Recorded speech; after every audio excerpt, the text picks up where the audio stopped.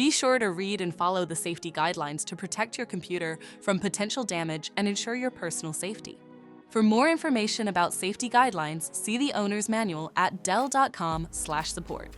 Before you begin, turn off the computer and disconnect all the attached peripherals. To remove the fan, loosen the 3 captive screws on the back of the base cover. Remove the 2 screws on each side of the cover. Pry the cover off the system. Identify the fan and disconnect the cables. Remove the 2 screws and lift the fan out of the system.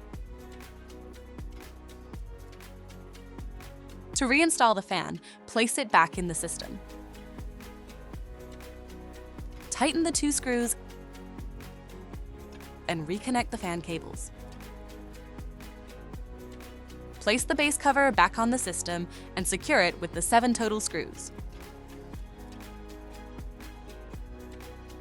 For more information about your Dell system, visit dell.com/support.